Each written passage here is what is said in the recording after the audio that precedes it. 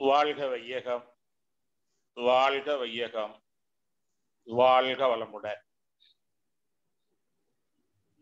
அருள் தந்தை வேதாத்ரி மகரிஷருடைய வாழ்க்கை கல்வியை முழுமையாக கற்று கடைபிடித்து கற்பிக்கக்கூடிய ஒரு வாழ்க்கை கல்வி.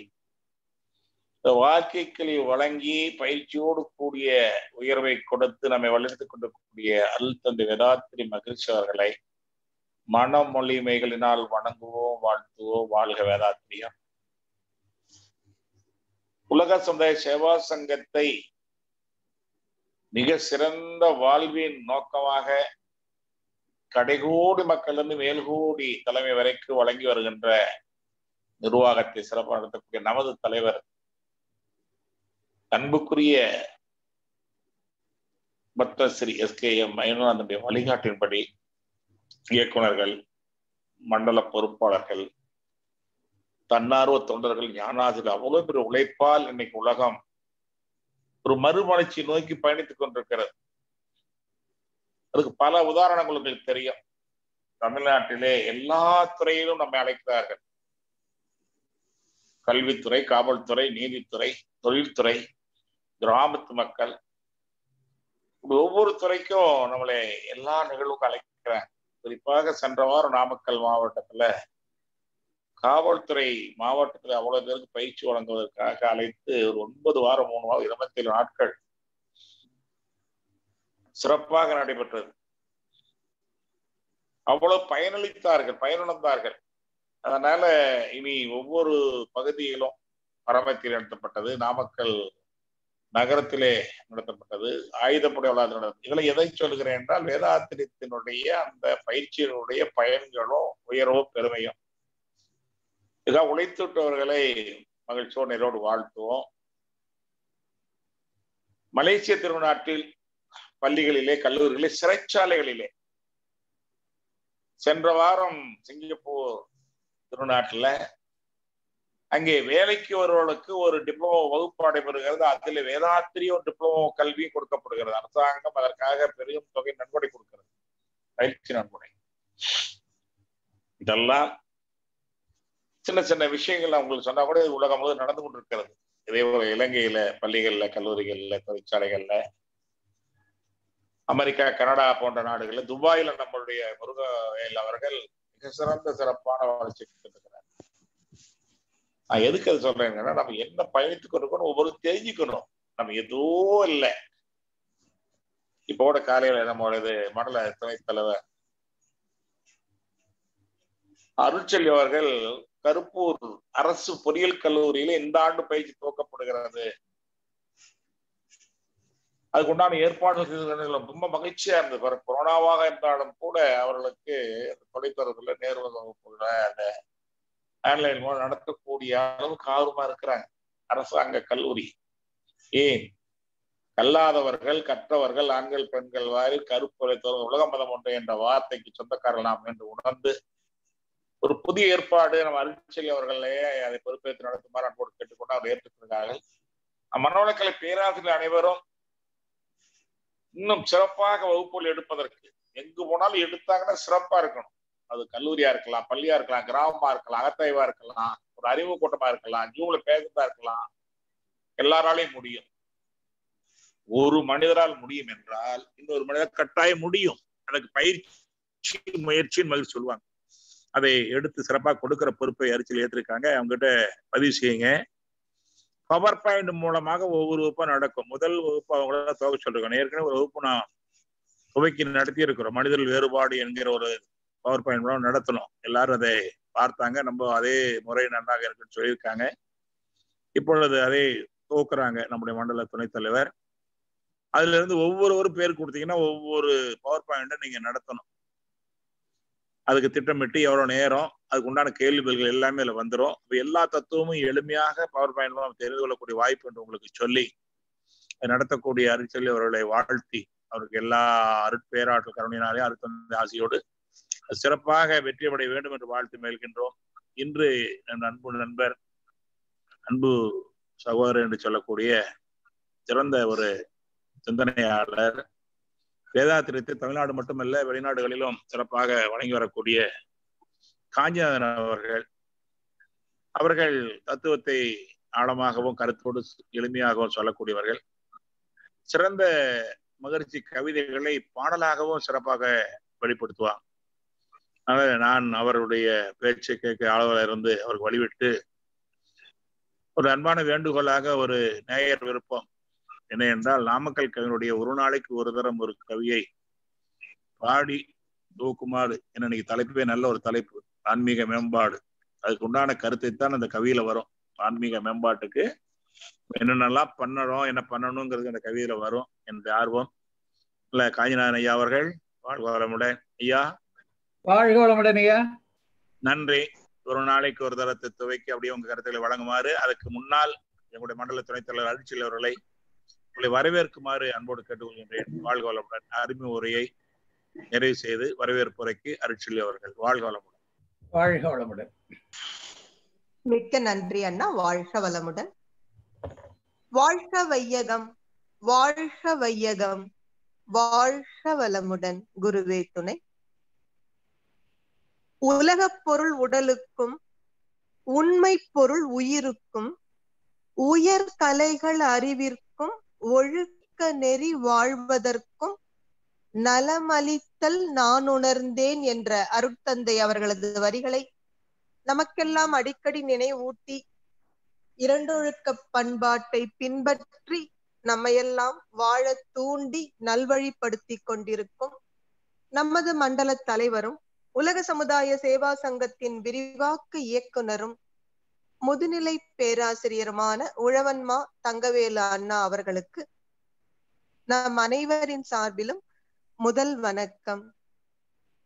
சேலம் மண்டலம் நடத்தும் இந்த தினசரி சிந்தனை விருந்தில் கலந்து கொண்டு அறிவாட்சி தரத்தில் உயர்ந்து வாழ்வாங்கு வாழ்ந்து வாழ தெரியாதவர்களுக்கும் நல்வழி காட்டி கொண்டிருக்கும் அறிஞர் பெருமக்களாகிய உங்கள் ஒவ்வொருவருக்கும் அன்பு வணக்கங்களும் வாழ்க வளமுடன் என்ற இனிய நல்வாழ்த்துக்களும், ஆன்மீக அறிவு பெற ஆர்வமோடு என் அறிவினில் அன்போடு இணைந்துள்ள அறவோர்கள் நண்பர்கள் என்று நாமெல்லாம் மனவளக்கலை பயிற்சிகள் மேற்கொள்ள வந்திருப்பதே இந்த ஆன்மீக மேம்பாட்டிற்காகத்தான் என்று நமது குருபிரான் அவர்கள் காந்த தத்துவ பாடலில் சொல்லி உள்ளார்கள்.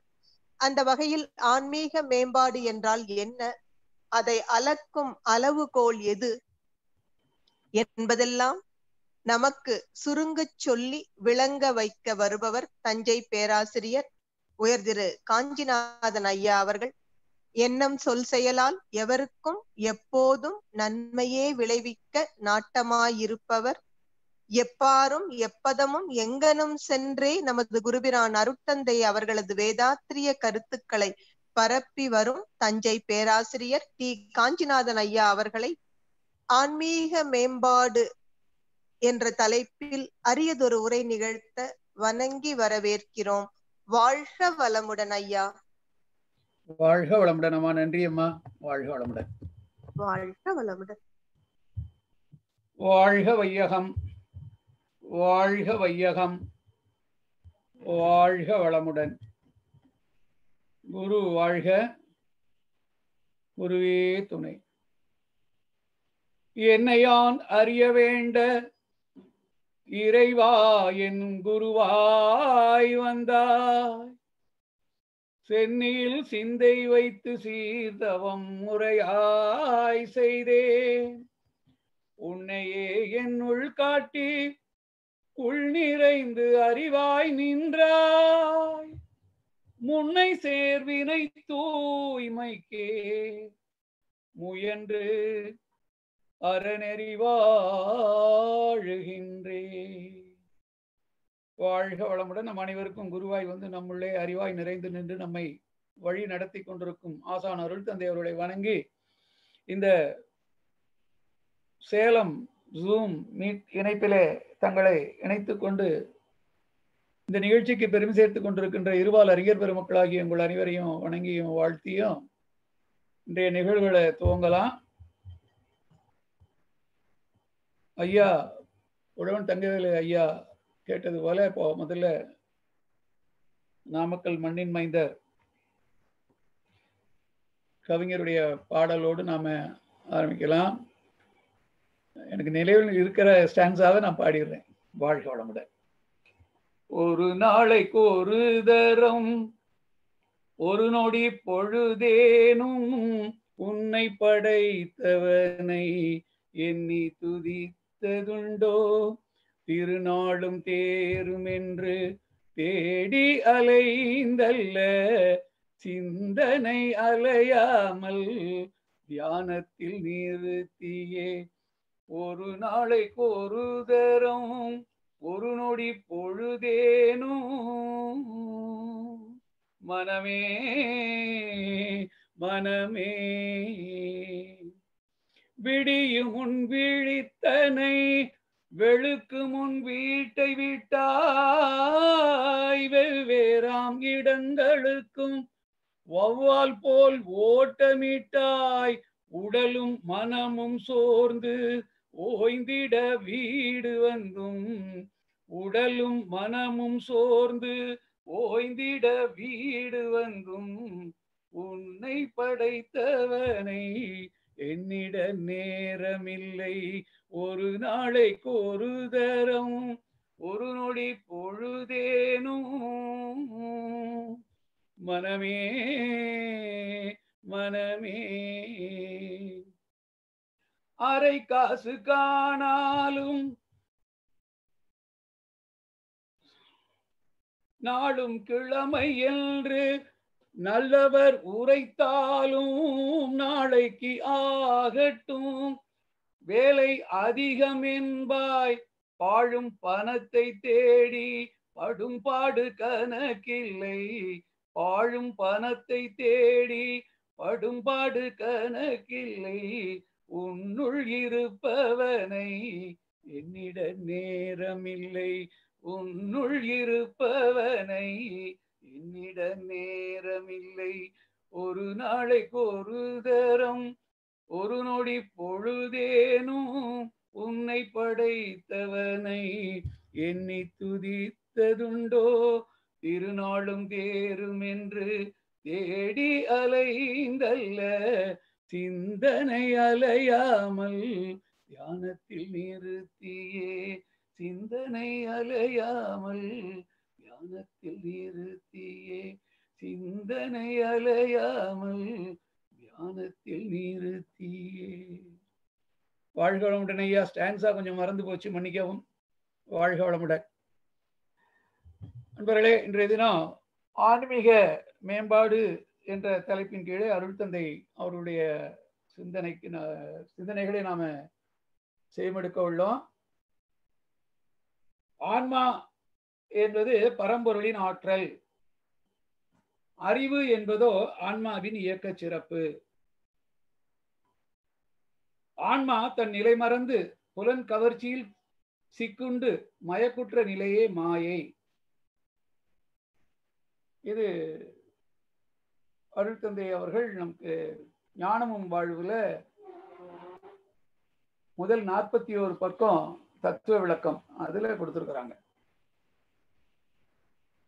அப்ப ஆன்மா என்பதோ பரம்பொருளின் ஆற்றல். சாமி சொல்லுவாங்க, அது முழுமையான ஒன்று, இது பின்னப்பட்டது. அப்ப அது அறிவு என்பது ஆன்மாவின் இயக்க சிறப்பு. அப்போ அந்த முற்றறிவு என்பது இறைநிலை, அதனுடைய பகுதி நிலைதான் விண் என்ற உயிர். அந்த உயிர் உடலில் இயங்குவதனால அந்த உயிரிலிருந்து வரக்கூடிய அலை புலன்கள் வழியாக, காந்த அலை புலன்கள் வழியாக சென்று பெறுகின்ற அனுபவங்களை மூளை வழியாக போய் பிரித்து உணர்ந்து அதை மனதின் மறுமுனையாகிய அறிவில ரெக்கார்ட் பண்ணுது. அந்த அனுபவங்கள், அந்த அனுபவ பதிவுகளுடைய தொகுப்பு தான் ஆன்மா. அதைத்தான் அறிவு என்பது ஆன்மாவின் இயக்க சிறப்பு. சாமி சொல்லுவாங்க. கற்று அதை அறியப்படுவதனால இங்க அறிவு அறிவு எல்லாம் அறிந்த அறிவு என்பது பேரறிவு. அதுவே பின்ன நிலையிலே இங்கே இயக்கத்தில் வருகிற பொழுது அது இயங்கி மனமாக இயங்கி பெற்ற இயக்க சிறப்பு, அதுதான் அறிவு. ஆன்மாவின் களங்கங்களான பழிச்செயல் பதிவுகளை தூய்மை செய்து பரம்பொருளை உணர்ந்து அதோடு கலந்து முடிவதற்கு உடலை ஒரு கருவியாக அமைத்துக் கொண்டிருக்கும் உண்மையினை மறந்து மயக்கத்தில் செயல்புரிந்து கொண்டிருக்கிறது இந்த ஆன்மா. அறிவு முதிர்ந்து சிந்தனையினால் தானே தெளிவு பெறும் போதோ அல்லது தெளிந்தவர் சுட்டிக்காட்டி உணர்த்தும் போதோ அறிவு விழிப்பு நிலை அடைகிறது. அந்நிலை பிறழாத உணர்வோடு வாழும்போது அதை ஞான வாழ்க்கை என்கிறோம். ஞானம் என்ற விழிப்பு நிலையில் ஆன்மா இயக்க ஆற்றலாகவும் உடல் ஆன்மாவுக்கு கருவியாகவும் இருப்பது தெளிந்த உணர்வாகும். உடலுக்கு ஆன்மா அடிமையாகாமல் ஆன்மாவுக்கு உடலை கருவியாக கொள்ளும் தெளிந்த நிலையே உண்மையான துறவு நிலை, ஞான நிலை, ஆன்மீகத்தில் மேம்பட்ட நிலை என்றெல்லாம் சொல்றோம். அப்போ அருட்தந்தை அவர்களிடம் ஒரு முறை உரையாடி கொண்டிருக்கும் போது அவங்க ஒரு கேள்வி கேட்டாங்க. கேட்டுட்டு அவங்க ஏற்கனவே நான் சொல்லியிருக்கேன், இதை கருமையம் என்பதற்கும் ஆன்மாவுக்கும் உள்ள வேறுபாடு தெரியுமான்னு கேட்டாங்க. அப்ப பல இடங்களில் கருமையம் இதுதான் ஆன்மா என்று அழைக்கிறோங்கிற மாதிரி எல்லாம் இருக்கும். ஆனால் எட்டில் ஒன்றை விட்டால் ஜீவன் என்ற பெயரில் ஒரு கவியில அந்த கருமையம் என்பதையும் உள்ளம் அகம் உள்ளம் என்பதையும் அந்த எட்டுல கொடுத்துருக்கு. அப்போ கருமையம் வேறு, அகம் உள்ளம் என்பது வேறு, ரெண்டுக்கும் என்ன வித்தியாசம் அப்படின்னு கேட்டுட்டு சாமியே பதில் சொன்னாங்க. இந்த கருமையம் அப்படிங்கிற போது வித்து கலையம், அதுல வித்து, வித்தில உயிர், உயிரிலே பதிவுகள், இது எல்லாம் சேர்ந்தது அது அந்த வித்து கூட கருமையம்னு சொல்றோம். அந்த வித்து சிதறி கருமையம் அந்த வித்து அகம் சிதறி விந்து வெளியான பிறகு பஞ்சபூதங்கள் கூட்டு பிரிந்து தனித்தனியே அதனோடு போய் சேர்ந்துரும். அந்த உயிர் என்ற விண்ணில் பதிவான பதிவுகள் அதனுடைய தன்மைக்கேற்றவாறு அப்படியே வான்காந்தத்தில் மிதந்து கொண்டிருக்கும். அந்த பதிவுகளின் தொகுப்பு தான் ஆன்மா என்று சொன்னார். அப்போ நான் கேட்டேன், அந்த கருமையம் என்பதை பிசியலாஜிக்கல் ஃபங்க்ஷன் என்றும் ஆன்மா என்பதை சைக்கலாஜிக்கல் ஃபங்க்ஷன் என்றும் எடுத்துக்கொள்ளலாமா சாமி? அதுக்கு சாமி சொன்னாங்க ஒரே ஆமா அப்படித்தான். அப்போ அனைத்தையும் தன்னகத்தே கொண்டிருப்பது அந்த பேரான்மா அல்லது பரமாத்மா.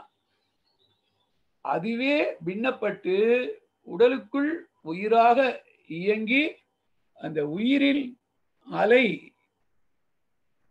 அனுபவத்தால் அறிந்து கொண்ட அதெல்லாம் உள்ளே பதிவாகுது. அந்த பதிவுகளின் தொகுப்பு தான் இந்த ஆன்மா. இந்த ஜீவாத்மாவை அந்த ஜீவாத்மாவினுடைய பெருமையை உணர்ந்து அதற்கு அதை மேம்படுத்தி முழுமை பெற செய்ய வேண்டும். அதான் அறிவிலே முழுமை பெறுவது, முக்தி ஆதி நிலை என்றெல்லாம் சொல்றோம். அந்த நிலையை அடைவதற்குரிய வழிமுறைகளை தெரிந்து அதற்கு உரிய முறையிலே நம்ம வாழ்க்கை முறையை மாற்றி அமைத்து கொண்டு அதில் பெறுகிற வெற்றி தான் ஆன்மீக வாழ்வில் நாம் பெறுகின்ற வெற்றி என்று சொல்லுவோம். அப்போ அதற்கு முன்னாடி இந்த மனிதனுடைய சிறப்பே அதுதான், அறிவிலே முழுமை பெறுவது என்பதுதான். ஏற்கனவே உங்களுக்கு தெரியும், பொருளே புதுமையடைந்து ஆரணமான அணுவாய் விரிந்து அணுவின் கூட்டம் இயக்கம் பக்குவம் அசைவாய் இசைவை அண்டகோடிகளாய் ஓரறிவின முதல் ஐயறிவின வரை ஊனாய் உயிராய் உருவ வேதங்களாய் தானாய் விரிந்த தத்துவமாகிய சுயமிதல் ஐந்தையும் சுயிக்கவும் அறியவும் கர்ம ஞான கருவிகள் பெற்று அறிந்தும் வாழ்ந்தும் அரூப நிலையாம் ஆதி நிலையை அறிந்தே முடிவுற எழுந்த வேகத்தால் எடுத்த வடிவம்தான் மனிதன். அப்போ எங்கிருந்து வந்தோம், எங்கே போகணும், அதற்கு நாம் எப்படி வாழணும் என்பதை உணரக்கூடிய அறிவுதான் புலன்கடந்த அறிவாகிய இந்த ஆறாவது அறிவு. அந்த ஆறாவது அறிவு பெற்றிருப்பவன் என்பதுதான் மனிதனுடைய சிறப்பே. அப்போ இவ்வளவு சிறப்புகளுடைய மனிதன் இறைவனே மனிதனாக வந்திருந்தாலும் நேரடியாக இறைநிலை தன்மாற்றம் பெற்று நேரடியா மனிதனா வரல. பல நிலைகளிலே மாற்றம் பெற்று இறுதியாக விலங்கிலிருந்து வித்தெடுத்து அதிலிருந்து தோன்றியவன் தான் மனிதன். அப்போ வித்தின் தன்மை விலங்கின் தன்மையாக இருந்ததுனால ஆரம்ப நிலையில ஆறாம் நிலைக்கு வந்த பின்னாடி கூட அது அந்த அறிவு முழுமை பெறுவதற்கு முன்னால எப்படி இருக்கும்னு அறிவின் இயல்பு என்பதை ஒரு கவியில சொல்றாங்க சாமி. அறிவு ஆறாம் நிலை எய்த பின்னர் அது முழுமை பெற்று தன்னை அறிய மட்டும் அறிவிற்கு அமைதி கிட்டா. அவ்வப்போது அது தேவை பழக்கம் சூழ்நிலை கொப்ப அறிவேதான் காம முதல் 6 குணங்களாகி விளைவா இன்ப துன்பம் துய்த்து அறிவு தன் மூல நிலை நோக்கி நிற்கும். அதன் பிறகே படிப்படியாய் முழுமை எய்தும். அப்போ இதற்காகத்தான் வந்திருக்கிறான். இந்த உண்மையெல்லாம் தெரியும். இது ஆன்மா உடலை தனக்கு கருவியாக கொள்ளாமல் உடலுக்கு அடிமையாகி போனதுனால அந்த மயக்க நிலையிலே இந்த உண்மைகளை எல்லாம் மறந்துடுறான். அப்போ இன்னொரு கவியில சொல்றாங்க, அகத்தவமும் அறநெறியும் இணைந்து ஓங்க ஆன்மாவின் வேண்டாத பதிவு நீங்கும். அப்ப இந்த பதிவெல்லாம் எங்கிருந்து வந்தது, எப்படி வந்தது? விலங்கினத்தினுடைய தன்மை ஒன்று, விலங்கிலிருந்து தொடங்கி அதன் பிறகு மனிதன் என்ற நிலையில பல லட்சம் தலைமுறைகளை தாண்டி வந்திருக்கிறோம். அப்ப முன்னோர்கள் செய்த வினைப்பதிவு வித்தில் உண்டு, மூளையிலே உன் செயலின் பதிவனைத்தும் உண்டு, பின்னே நீ செய் வினைக்கு புலனைந்தும் இயக்கி பெற்ற பழக்க பதிவு உண்டு. இம்மூன்றும் உன்னை நீ உள்ளுணரும் அகத்தவத்தாய் ஆற்றி ஒவ்வொன்றாய் பழிப்பதிவை அகற்றி வர வேண்டும்.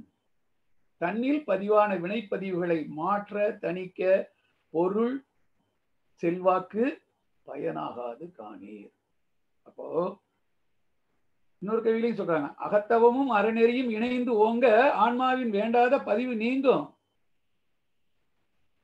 அப்படி நீங்கினால் இகத்துறவு அத்தனையும் இந்த உலக வாழ்க்கையில கிடைக்கிற அத்தனையும் இனிமை நல்கும், எப்போதும் மன அமைதி இயல்பதாகும். அப்ப மனம் அமைதியா இருந்தா உணர்ச்சி நிலையில இல்லாம ஆராய்ச்சி நிலையில இருக்கும். அப்படி ஆராய்ச்சி நிலையில் இருக்கிற போது உண்மைகள் புரியும், செயல் விளைவு என்ற இறை தத்துவம் விளங்கும். அதற்கு ஏற்ற ஒரு வாழ்க்கையில நாம வாழ்வாங்கு வாழ முடியும். மிக தெளிவும் உண்மையுமாம் இந்த உண்மை மீறி எழும் பழவினையில் மறைந்து நிற்கும். தொகுத்துணர்வாம் விரிந்த தொடர் முயற்சி சுயநிலையாம் மெய்ப்பொருளாய் தன்னை தேரும். அப்ப பயிற்சியும் முயற்சியும் இல்லாமல் உடல் உருவமைப்பில மனிதனாக வந்துட்டா கூட விலங்கின் தன்மையும் முன்னோர்கள் செய்த வினையின் பதிவுகளும் இங்கே இருக்கிறது, அந்த ஆன்மாவினுடைய களங்கங்களாக இருக்கிறது. அப்போ அந்த இறையோடு இவன் கொண்டு வந்த வாழ்ந்து சேர்த்து கொண்ட களங்கங்கள் ரெண்டும் சேருகிற பொழுது இவன் மனிதன் ஆகிறான். இறையேதான் மனிதன். சாமி சொல்றாங்களா ஒரு சாமியும், இறைவனோடு 3 களங்கங்கள் சேர்ந்த பொழுது அவன் மனிதனாகிறான். மனிதனும் இருந்து 3 களங்கங்களை நீக்கிவிட்டால் அவனே இறைவனாகிறான். விட வேண்டியதை விட்டால் பெற வேண்டியது அங்கேயே இருக்கிறது. இதுதான் உள்ளதை உணர்தல், நல்லதை செய்தல், அல்லதை விடுதல். அப்போ இதற்குரிய பயிற்சி முறைகள் தான் நம்ம அருட்தந்தை அவர்கள் நமக்கு கொடுத்திருக்கிறாங்க. அப்போ இந்த பயிற்சிகள் எல்லாம் உணர்ந்து கொள்ளுகிற அறிவும் ஆற்றலும் நமக்கு இருக்கு. இருந்தாலும் உணர முடியாததற்கு மயக்க நிலையிலே பெரும்பான்மையோர் வாழ்வதற்கு அல்லது இதை உணர்ந்து கொண்டாலும் கூட தொடர்ந்து அதை கடைபிடித்து வாழ்க்கையில் உயர்வு பெற முடியாததற்கு எதெல்லாம் காரணம் அப்படின்னு பார்த்தா, பொதுவாக சொல்லுவாங்க, நம்ம கிட்ட கொண்டு வந்த பதிவுகள்ல நல்லது பெற்றோரிடமிருந்து கொண்டு வந்தது, இதுவரைக்கும் வாழ்ந்து சேர்த்து கொண்டது, சஞ்சித கர்மம் பிராரப்த கர்மம் ரெண்டும் சேர்ந்துதான் இனி செய்யக்கூடியது. இந்த பிராரப்த கர்மமும் சஞ்சித கர்மமும் பிராரப்த கர்மம் தான் நம்முடைய பர்சனாலிட்டி, அறிவாட்சி தரம். இந்த அறிவாட்சி தரத்துக்கு ஏற்றவாறு தான் நம்ம செயல்பாடுகள் இருக்கும். செயலுக்கு ஏற்ற விளைவு என்ற இறைநீதினால மாறாத ஒன்று விளைவை கொடுப்பதனால செயல்களை மாற்றிக்கொள்ளாத வரைக்கும் விளைவுகள் மாறாது, தொடர்ந்து துன்பமே வரும். அப்படி வருகிற பொழுது எப்பயோ அந்த நல்ல பதிவுகளின் காரணமாக இன்பத்தையும் அனுபவிக்கிறோம். அப்ப ரெண்டும் மாறி மாறி வரும்போது நான் சுகதுக்கம் அனுபவித்தேன், சோர்வு கண்டேன், சுய அறிவால் ஆராய்ந்தேன் முடிவு காண, சுகதுக்கம் உடல் இயங்கும் அறிவிற்கண்டேன், சூக்குமமாய் மனம் குவித்து ஒடுங்கி நின்று. கடைசியான சொல்றாங்க, சுகதுக்க சுழல் தாண்ட முறை கேட்போர்க்கு சொற்குறிப்பால் கடவுள் என சுருக்கி சொல்வேன். கடந்து எல்லாத்தையும் கடந்து உள்ளே செல்லணும். அப்ப உடல் இருக்கு, உடலுக்குள்ளாக உயிர் இருக்குது, அந்த உயிரையும் தாண்டி உயிருக்கு மூலமாக அந்த உயிருக்கு உயிராக இருக்கிற ஒன்றை நாம உணர்ந்து அதனோடு இணைகிற போது, மனதை இணைக்கிற போதுதான் அந்த மனதின் தன்மை மாறும். ஏன்னா மனம் எதை நினைக்கிறதோ அதுவாக மாறும். அப்போ இப்போ இறையே நமக்குள்ளாக இருந்து வழிகாட்டுறதுக்கு இருந்தாலும் நாம அனுபவங்களால் பெற்ற அந்த பதிவுகளின் தொகுப்பு அதை மறைத்து கொண்டிருப்பதனால உண்மை நிலையை நாம உணர முடியவில்லை. அப்போ அதுல நல்லது கெட்டது இருக்கு. கெட்டது இருக்கு அப்படின்னு சொன்னா எப்படி வரும்? உடலிலே நோய், மனதிலே களங்கமான எண்ணங்களும், வாழ்க்கையில் தொடர்ந்து சிக்கலும். அப்போ வாழ்க்கை சிக்கல்கள் கவலையை கொடுக்கும். கவலைக்கு முதல் காரணம் நம்முடைய உடல் நலமின்மை. நம்ம எவ்வளவுதான் முன்னோர்கள் சேர்த்து வச்சுட்டு பொருள் ஆதாரத்தை பெருக்கி வச்சிருந்தாலும் அது நாம உழைப்பின்றி உட்கார்ந்து சாப்பிட சாப்பிட பொருளும் குறையும், நோயும் கூடும். அப்படி வரும்போது என்ன ஆகும்? அந்த குறைவற்ற செல்வத்தை நாம் பெறுவதற்குரிய வழிமுறைகளை தேடித்தான் ஆகணும். அப்ப நோயற்ற வாழ்வே குறைவற்ற செல்வம். அப்ப உடலில் நோய் இருக்கக்கூடாது, மனதுல களங்கமான எண்ணங்கள் இருக்கக்கூடாது. அப்ப அந்த களங்கமான எண்ணத்துக்கு எது காரணம் அப்படின்னு சொன்னா இதுவரை பெற்ற அனுபவங்கள் தான். ஆனா இது நம்ம உடல் எடுத்து செய்த செயல்களால் வந்த அனுபவங்கள் என்பது அந்த செயலுக்கு ஆதாரமாக இருப்பது நம்ம உடலை கட்டி கொடுத்த பெற்றோருடைய பதிவுகள்.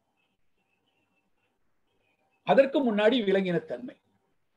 அப்போ ஆன்மீகத்தில் நாம் மேம்படுவதற்கு பெரும் தடையாக உள்ளது அப்படின்னு பார்த்தா, ஒன்று உடல் நோய்கள், இரண்டாவது பெற்றோரிடமிருந்து கொண்டு வந்த பதிவுகள்ல வேண்டாதது துன்பத்தை கொடுக்கக்கூடிய பதிவுகள், மூன்றாவது அப்படின்னு பார்க்கிற போது நாம பெற்றோரிடமிருந்து வருவதற்கு முன்னாடி, மனித இனம் தோன்றுவதற்கு முன்னாடி விலங்கிலிருந்து வித்தெடுத்து வந்தது. அப்போ சாமி இங்கே ஒரு இடத்துல விளக்கும் போது இந்த பதிவுகள் என்பதை பற்றி சொல்லும் போது சொல்றாங்க, ஒருத்தர் செயலை செய்து அந்த செயலின் விளைவு அவர்கள் வாழுங்காலத்திலேயே அவர்களுக்கு ஒரு விளைவை கொடுத்துருச்சு அப்படின்னு சொன்னா அது பிராரப்த கர்மம், நம் செயலால் வந்த தன்வினை. அப்படி அவர்கள் உடல் ரீதியாக மன ரீதியாக எந்த பிரச்சனையும் வரல, ஆனாலும் ஒவ்வொன்றும் உள்ளே பதிவாகுது இல்ல. அப்படி அந்த வித்திலே பதிவாகி வித்து கரைபடிந்து போச்சு அப்படின்னு சொன்னா அது தான் வாழும் காலத்துல, தன் உடல் எடுத்து வாழும் காலத்துல ஒரு விளைவை கொடுக்கலனாலும் வித்தின் வழியாக அடுத்த பிறவியாகிய சந்ததிகளுக்கு போய் சேர்ந்துடும். அப்படி சேர்ந்து அந்த உடலில் ஒரு விளைவை, உடல் மன ரீதியாக விளைவை கொடுத்தால் அதுதான் பிராரப்த கர்மம் என்று சொல்றாங்க. அப்போ இந்த பெற்றோருடைய பதிவுகள் நாம இதுவரைக்கும் நல்லதை செய்ய முடியாம உடலுக்கும் மனதுக்கும் உடலுக்கும் உயிருக்கும் இணக்கம் இல்லாததுனால அந்த நோய்கள் ஒரு காரணம், விலங்கின் தன்மை அடிப்படையில. இந்த மூன்றையும் நாம சரி செய்து கொள்ளாமல் ஆன்மீக மேம்பாடு என்பதை பெற முடியாது. அப்போ நம்ம பயிற்சிகள்ல எல்லாமே ஆன்மீக மேம்பாட்டுக்கான பயிற்சிகள் தான். இருந்தாலும் ரொம்ப முக்கியத்துவம் நம்ம எதற்கு கொடுக்கணும், எந்த பயிற்சியை ரொம்ப முக்கியமா நம்ம செய்யணும், இது மேக்சிமம் நம்ம எல்லாருக்குமே தெரியும். இந்த மூன்று முன்னோர்களுடைய வினைப்பதிவில உள்ள வேண்டாததை நீக்கிக் கொள்வது, விலங்கினத்தன்மையிலிருந்து விடுபடுவது, உடலுக்கும் உயிருக்கும் இணக்கத்தை காத்தி வாழ்க்கையை இன்ப வாழ்வாக மாற்றிக்கொள்வது. இது மூணுக்கும் நம்முடைய எல்லா பயிற்சிகளுமே அத்தியாவசியமானதுதான். என்றாலும் ஒரு பயிற்சி, அந்த ஒரு பயிற்சியின் மூலமாகவே பெரும்பான்மையானவற்றை நாம இதிலிருந்து நீக்கிக் கொள்ளலாம் அப்படின்னு ஒரு பயிற்சின்னு பார்த்தா நம்முடைய எளிய முறை உடற்பயிற்சி மட்டும்தான். ஏன்னா கொடுக்கப்பட்ட நேரம் இன்னும் 10 நிமிஷம் இருக்கு. அதனால இந்த உடற்பயிற்சியினால மட்டுமே நாம் எப்படி ஆன்மீக மேம்பாட்டிற்கு இட்டு செல்லப்படுகிறோம். அந்த ஒரு பானை சோற்றுக்கு ஒரு சோறு பதம் என்பதனால ஒட்டுமொத்தமான நம்முடைய மனவளக்கலை அருட்தந்தை அவர்கள் கொடுத்த பயிற்சியில ஒரு பயிற்சி, ஏன்னா இது எல்லாருக்குமே தெரியும். சாமிகிட்ட கேள்வி கேட்பாங்க, சாமி எனக்கு நாளைக்கு முக்கியமான வேலை இருக்குது, காலையில எழுந்திரிச்சு எல்லா பயிற்சியும் செய்யற அளவுக்கு எனக்கு நேரம் இல்லை, நான் எந்த பயிற்சியை செய்துட்டு போகலாம், தவம் செய்யவா அப்படிம்பாங்க. இல்ல நாளைக்கு செய்துக்கலாம், அடுத்த நாள் செய்துக்கலாம், நாளைக்கு காலையில நேரம் கொஞ்சம் தான் இருக்குன்னா உடற்பயிற்சி செய்துட்டு போங்க, தவம் நாளைக்கு செய்யலாம் சார். இன்னொரு நண்பர் கேட்டாரு, சாமி எனக்கு வந்து காலையில எந்திரிச்சோன்னா காலக்கடன் அந்த முடிக்கிறது கொஞ்சம் லேட் ஆகுது, அதனால எனக்கு அதுக்கப்புறம் அப்படியே எல்லா பயிற்சியும் தான் போயிடுது, அதனால நான் முதலில் தவம் செய்திடுறேன் அப்புறம்தான் உடற்பயிற்சி செய்கிறேன். அது தப்பு அப்படின்னு சொன்னாங்க. உடற்பயிற்சி செய்து அதன் மூலமாக ஆற்றலை நல்ல உடல் பூரா சர்க்குலேட் பண்ணி சுழலை விட்டு கொண்டால் அதன் பிறகு அந்த உயிராற்றலை கவனிக்கிறது ரொம்ப ஈஸியா இருக்கும். தவத்துல தவம் செய்வதற்கான ஆர்வமும் வரும் அப்படின்னு சொன்னாங்க. அந்த வகையில நமக்கு பார்த்தா நம்முடைய உடற்பயிற்சியின் மூலமாகவே ஆன்மீக மேம்பாட்டிற்கான பயிற்சி முறைகள்ல பெரும்பகுதி அதிலேயே நமக்கு கிடைத்து விடுகிறது என்பதை மாத்திரம் நாம பார்த்துட்டு நிறைவு செய்து கொள்ளலாம். வாழ்க வளமுடன். இப்போ நமக்கு வலி, நோய், மரணம் என்பதை பற்றி நல்லா தெரியும். உடலுக்குள்ளே 3 ஓட்டங்களிலே வருகிற தற்காலிக தடையை வலி என்கிறோம், தடை இடத்தால் அகன்று காலத்தால் நீண்டால் நோய் என்கிறோம், நோய் முற்றினால் மரணம்.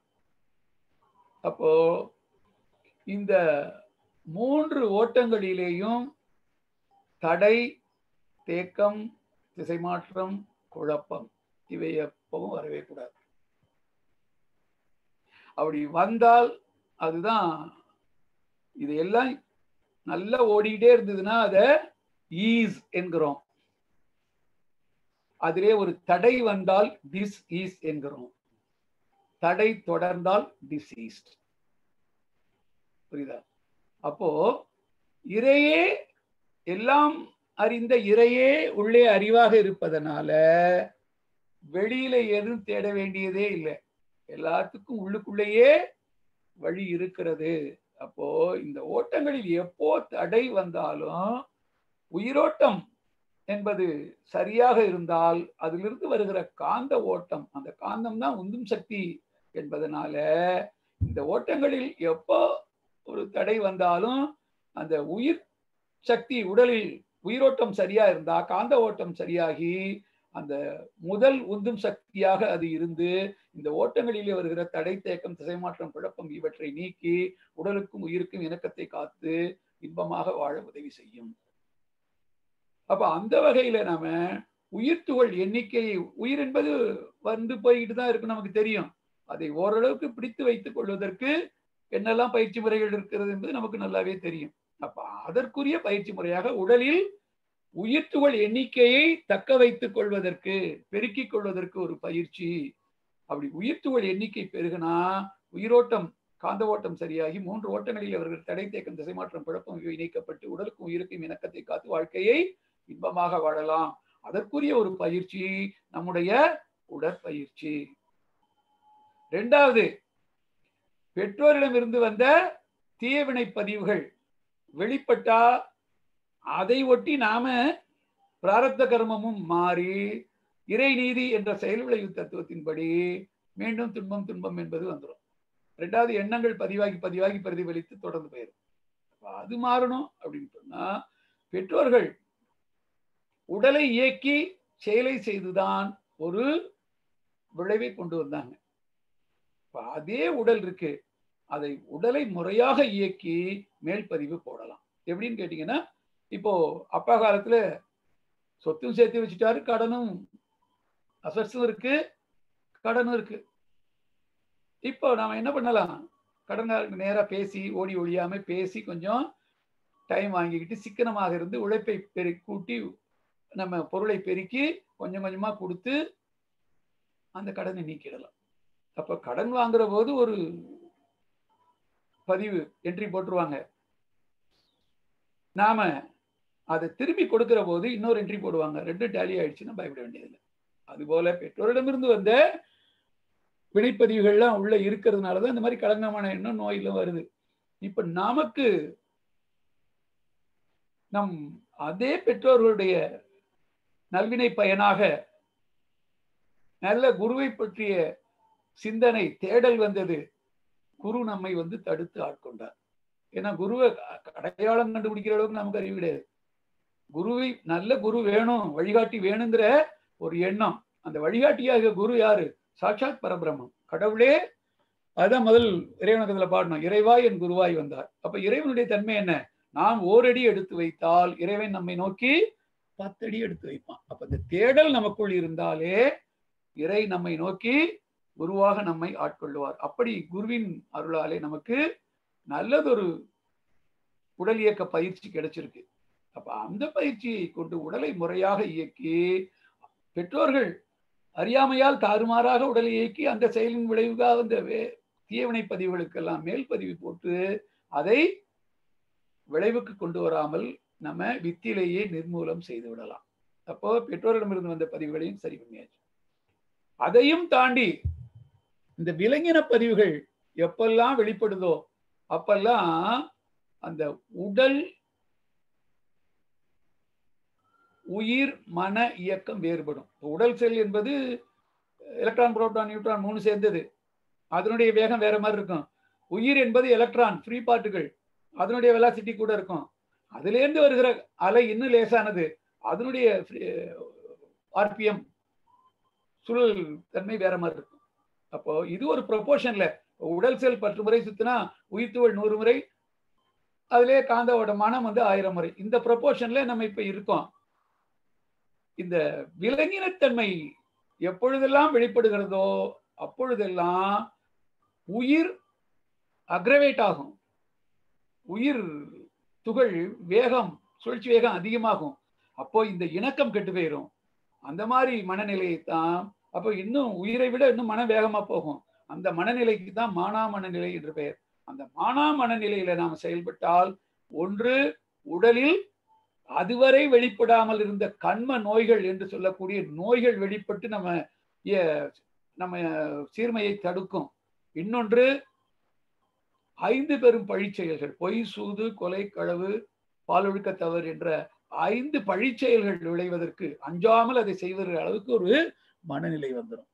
இப்ப இந்த 3ம் தான் நம்முடைய ஆன்மீக மேம்பாட்டிற்கு தடையாக இருக்கிறது என்பதை உணர்ந்துதான் பல பயிற்சிகள் கொடுத்தாலும் அந்த உடலுக்குரிய பயிற்சிக்கு முக்கியத்துவத்தை கொடுத்துருக்காங்க. ஏன்னா உடம்பார் அழியின் உயிரார் அழிவர், திடம்பட மெய்ஞானம் சேரவும் மாட்டார். அப்ப ஆன்மீகத்துல மேம்படணும்னா முதலில் உடலை நாம சரியாக வைத்துக் கொள்ளணும், முறையாக இயக்கி பழகணும். அதற்குரிய ஒரு பயிற்சி தான் நம்முடைய உடற்பயிற்சி. இதனுடைய நன்மைகளை மீண்டும் சொல்லிட்டு நான் முடிக்கிறேன். உடற்பயிற்சி செய்வதனால உடலுக்கும் உயிருக்கும், உடல் என்பது 5வது பௌதிக பிரிவு மண் தத்துவம். உயிர் என்பது விண், முதல் தத்துவம். இந்த 1 5 இணக்கமா இருக்குன்னா இடையில இருக்கிற 3 மிகினும் குறையினும் நோய் செய்யும் சொன்னாரு. அந்த 3ம் தடை, தேக்கம், திசை மாற்றம், குழப்பம் இல்லாம ஓடணும். அப்படி ஓடணும்னா உயிரின் உந்தும் சக்தி கூடணும். அதற்கு அந்த உயிரின் உந்தும் சக்தியை கூட்டி 3 ஓட்டங்களிலே இயக்க சீர்மையை காத்து உடலுக்கும் உயிருக்கும் இணக்கத்தை ஏற்படுத்தி வாழ்க்கையை இன்பமாக வாழ்வதற்கு நம்முடைய உடற்பயிற்சி ஒன்றே உதவி செய்கிறது. 2வது, பெற்றோரிடமிருந்து வந்த பதிவுகள் அந்த உடற்பயிற்சியினால மேல் பதிவு போடப்பட்டு அது வித்திலேயே நிர்மூலமாக்கப்பட்டு விளைவுக்கு வராமல் தடுக்கப்படுகிறது. 3வது, அந்த விலங்கின் தன்மையெல்லாம் முழுவதுமா விலங்குகள்லாம் எப்படி தாண்டி குதித்து ஓடி என்னெல்லாம் பண்ணியிருக்கோம். சாமி சொல்லுவாங்க, எவ்வளவுதான் நம்ம அறிவில மேம்பட்டு இருந்தாலும் ஒண்ணும் முடியாதப்ப தவக்குன்னு விழுந்துக்கு அடிச்சிடுறோம்.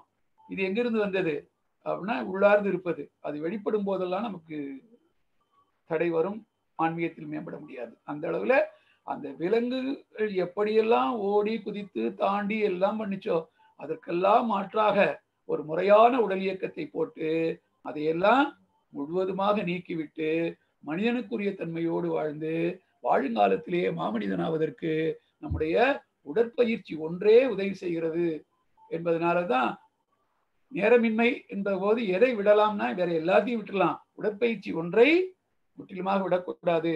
ஐயா உடனே ஐயா சொல்லுவாங்க, நான் எப்படி இருந்து இந்த உடற்பயிற்சினாலே எந்த அளவுக்கு நான் மேம்பட்டேன் என்பதெல்லாம் சொல்லுவாங்க. அந்த அளவுல ஒரு கண்கூடா நாம பார்க்கக்கூடிய அந்த ஆன்மீக மேம்பாட்டிற்கான அடிப்படை பயிற்சிகள் முழுவதுமாக நமக்கு கொடுக்கப்பட்டிருந்தாலும் இந்த உடற்பயிற்சி என்பதை நாம் அத்திவாரமாக வைத்துக் கொண்டு அந்த மற்ற பயிற்சிகளை நாம செய்து மேன்மையடைய முடியும்.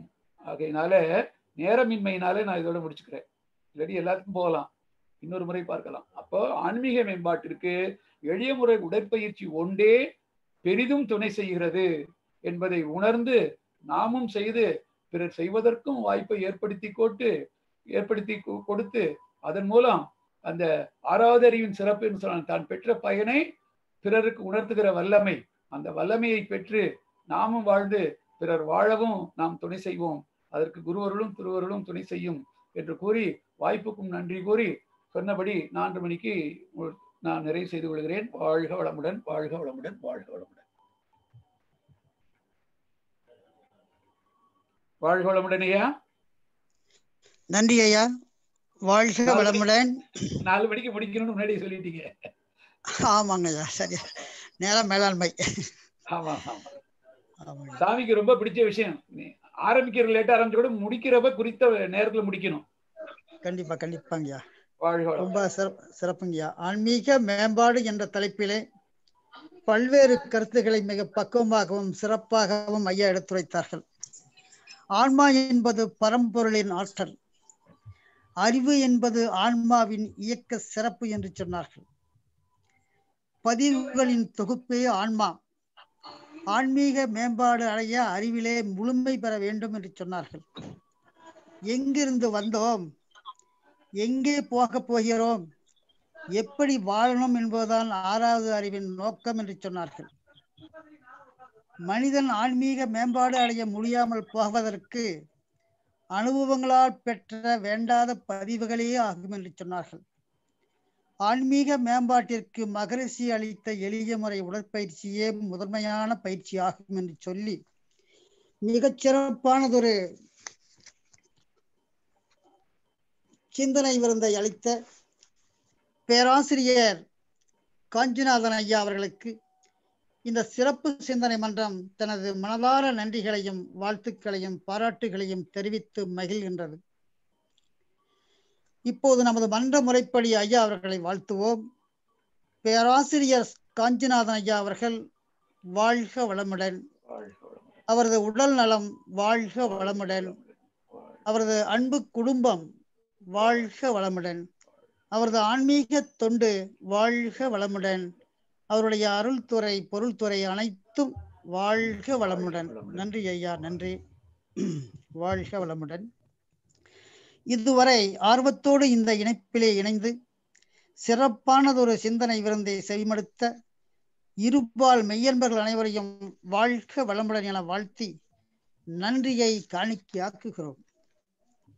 இதே போல நாளை மாலை 3 மணிக்கு நடக்க இருக்கும் சிந்தனை விருந்திலே கலந்து கொண்டு சிறப்புரையாற்ற நமது அன்பிற்கினிய பேராசிரியர் விக்னேஸ்வரி ரகுபாலா அம்மா இலங்கை அவர்கள் பிரபஞ்சத்தின் பயணம் என்ற தலைப்பிலே பேச உள்ளார்கள். அதில் அனைவரும் கலந்து கொண்டு பயன்பெற வேண்டுமாய் அன்போடு கேட்டுக்கொள்கிறோம். வாழ்க வளமுடன். சான்றோர்களே, இப்போது ஏற்கனவே பதிவு செய்யப்பட்ட தொடர் கேள்வி பதில் நிகழ்ச்சியை நாமக்கல் அறக்கட்டளையை சார்ந்த மனோகரையா கேள்விகளை கேட்க ரவீந்திரன் ஐயா பதில் கூறும் நிகழ்வு இப்போது நடைபெறுகிறது. வாழ்க வளமுடன். வாழ்க வையகம், வாழ்க வளமுடன். குரு வாழ்க, குருவே துணை. அனைவருக்கும் இனிய வாழ்த்துக்களையும் வணக்கத்தையும் தெரிவித்துக் கொள்கிறோம். வாழ்க வளமுடன். இப்பொழுது அருள்நிதி மனோகரன் ஐயா அவர்கள், நாமக்கல் மனவளக்கலை மன்ற அறக்கட்டளையின் செயலாளர் அவர்கள் கேள்வி கேட்க பதில் தொடர்கிறது.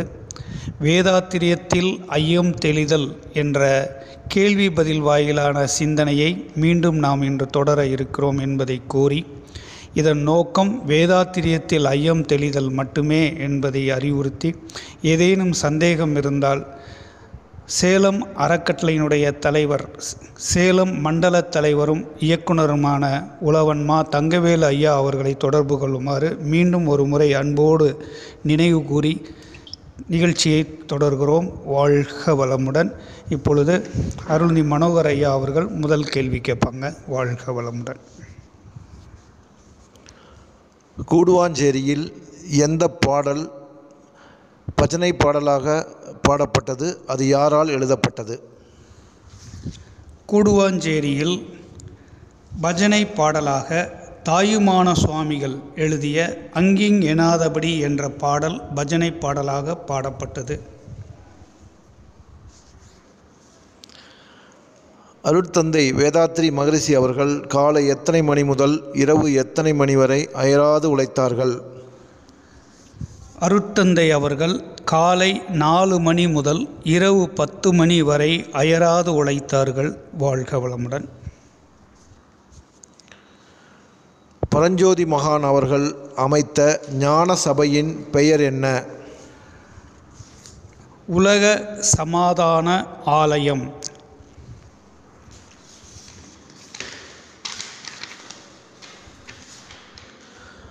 அருட்தந்தை வேதாத்ரி மகரிஷி அவர்கள் தனது எண்ண ஆற்றலை தனது நண்பரிடம் எவ்வாறு நிரூபித்தார்?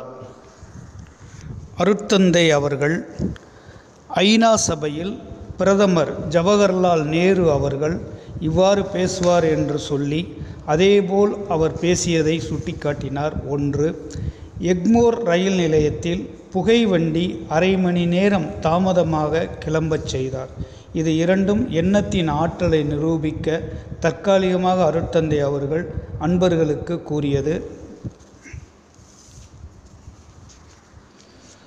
அருட்தந்தை வேதாத்ரி மகரிஷி அவர்களுக்கு குழந்தையாக இருந்த பொழுது கூடுதலாக உணவை ஊட்டுவதற்கு அவர் அன்னை எந்த கதையை கூறினார்கள்? கஞ்சேந்திர மோட்சம் என்ற கதையை அருட்தந்தை அவர்களின் அன்னையார் இந்த கதையை கூறி அதிகமாக உணவை ஊட்டுவார். வாழ்க வளமுடன். வாழ்க வளமுடன். மனித வாழ்வை சீர்குலைய செய்யும் விஷயம் எது? சினம் மற்றும் கவலை, இந்த இரண்டும் மனித வாழ்வை சீர்குலையச் செய்யும். அவற்றை நாம் தவிர்க்க வேண்டும், ஒழிக்க வேண்டும் என்று அருட்தந்தை அவர்கள் நமக்கு வலியுறுத்துகிறார்கள். எண்ணம் என்றால் என்ன? ஏற்கனவே நாம் பெற்ற அனுபவத்தோடு ஒப்பிட்டு கணித்தல். எண்ணம். உயிர் சக்தியின் இயக்க விளைவு எண்ணம். அதாவது கருமையத்திலே இருக்கின்ற பதிவு, ஏற்கனவே நாம் பெற்ற பதிவு ஜீவகாந்தம் வழியாக மூளை செல்களை தாக்கி சடன் இம்பல்ஸ் என்று ஆங்கிலத்திலே சொல்வார்கள்.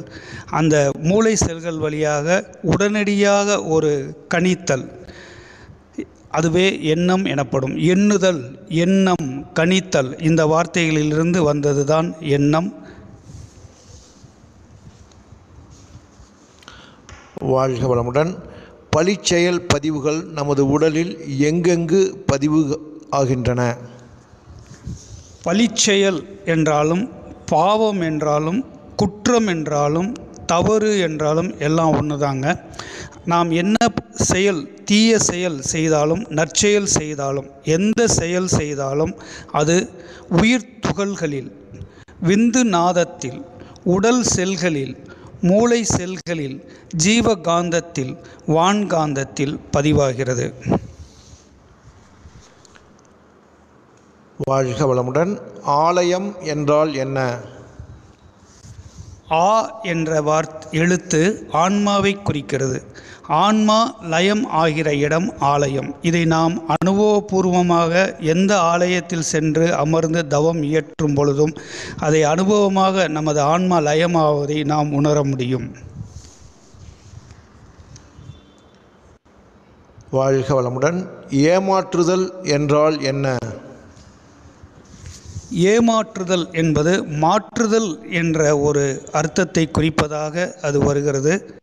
ஏமாற்றுதல் என்றால் தங்கத்துக்கு பதிலாக பித்தளை போல வேறு ஒரு பொருளை கொடுப்பது. இதுதான் நாளடைவில் ஏமாற்றுதல் என்று மருவி வந்துள்ளது. வாழ்க வளமுடன். பூமியின் சுழற்சியால் நம் உடம்பில் என்ன மாற்றம் ஏற்படுகிறது? பூமி தற்சுழற்சி வேகம் பெறுவதால் நமது பருவுடலில் உள்ள செல்கள் பூமியை நோக்கி இழுக்கப்படுகிறது. கிராவிட்டி என்று சொல்வோம், புவியீர்ப்பு விசை. எந்த ஒரு பொருளும் தன்னைத்தானே சுழலும் பொழுது இயற்கையாக அதற்கு அதன் மையத்தை நோக்கி ஓர் ஈர்ப்பு சக்தி வருகிறது. அதுபோல் இந்த பூமிக்கும் ஏற்படுகின்ற புவியீர்ப்பு சக்தியினால் நமது உடலில் உள்ள செல்கள் பூமியை நோக்கி இழுக்கப்படுகிறது. உடலில் உள்ள பல கோடி உயிர் துகள்கள் உதிர்ந்து விடுகின்றன. அதனால் முதுமையும் ஏற்படுகிறது. எனவே பூமியின் தற்சுழற்சியினால் தான் நமது உயிர் துகள்கள் செலவும் ஆகிறது, முதுமையும் வருகிறது. வாழ்க வளமுடன்.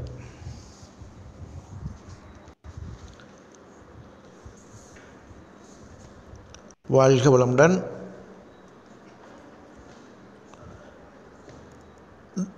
ஜீவகாந்தம் எதை பொறுத்து அழுத்தம் பெறுகிறது? ஜீவகாந்தம் நமது உடலிலே விந்து நாதத்தின் அளவு மற்றும் தரத்தை பொறுத்து அழுத்தம் பெறுகிறது. நாம் காயக்கல்ப பயிற்சியின் மூலமாக விந்துநாத திரவத்தை, அதன் அடர்த்தியை கெட்டிப்படுத்துகிறோம், அதன் அளவை கூட்டுகிறோம். ஆக அளவு, தரம், குவான்டிட்டி அண்ட் குவாலிட்டி என்று சொல்வார்கள்.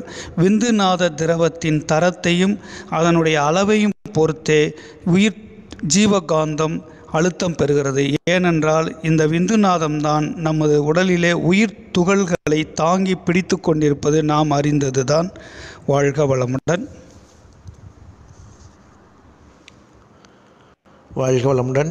ஜீவகாந்தம் எதன் மூலமாக உடல் இயக்கமாகவும் மன இயக்கமாகவும் இயங்கிக் கொண்டிருக்கிறது? ஜீவகாந்தம் நமது உடல் செல்கள் மூலமாக உடல் இயக்கமும் மூளை செல்கள் மூலமாக மன இயக்கமாக நடைபெறுகிறது. வாழ்க வளமுடன். இன்றைய கேள்வி பதில் நிகழ்வினை நாம் இதோடு நிறைவு செய்து கொள்கிறோம். மீண்டும் நாளை சந்திக்கலாங்க. வாழ்க வளமுடன். வாழ்க வைய. வாழ்க வளமுடன். இறுதியாக சுமதி அம்மா அவர்கள் உலக நல நாட்டம், உலக நல வாழ்த்துப்பாடி நிகழ்ச்சியை இனிதே நிறைவு செய்கிறோம் என கூறி தங்களிடமிருந்து வணக்கம் சொல்லி விடைபெறுவது உங்கள் அன்பிற்கினிய மண்டல பொருளாளர் சண்முகம். வாழ்க வளமுடன். வாழ்க வளமுடன். சரிங்க ஐயா. வாழ்க வளமுடன். உலக நல நாட்டம். ஓருலகாட்சி உயரொழுக்கத்தோடு உலகினிலே குழந்தைகளை வளர்க்கும் திட்டம். பார் முழுதும் பொருள் துறையில் சமநேர் நீதி, பல நாடும் ஒன்றிணைந்த பொருளாதாரம், சீர்திருத்த சிக்கனமாம் சிறந்த வாழ்வு, தெய்வ நிலை அகத்துணரும் இறை வணக்கம். நேர்வழியில் விஞ்ஞானம் பயனாய் கொள்ளும் நெறிமுறைகள் இவை இணைந்த வாழ்வு காண்போம். நெறிமுறைகள் இவை இணைந்த வாழ்வு காண்போம். உலக நல வாழ்த்து.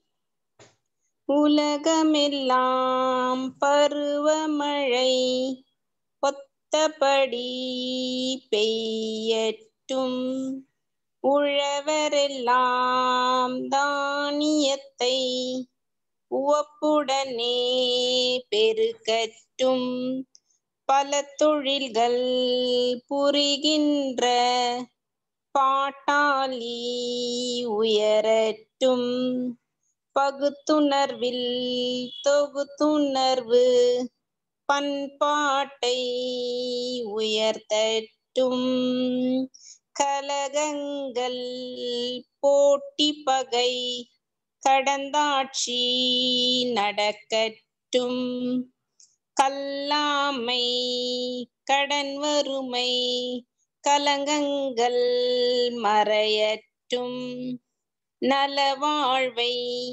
அளிக்கும் மெய் ஞான ஒளி வீசட்டும், நம் கடமை அறவாழ்வின் நாட்டத்தே சிறக்கட்டும், நம் கடமை அறவாழ்வின் நாட்டத்தே சிறக்கட்டும், நம் கடமை அறவாழ்வின் நாட்டத்தே சிறக்கட்டும். வாழ்க வையகம், வாழ்க வையகம், வாழ்க வளமுடன். நன்றிங்க ஐயா. வாழ்க வளமுடன். வாழ்க வளமுடன் ஐயா.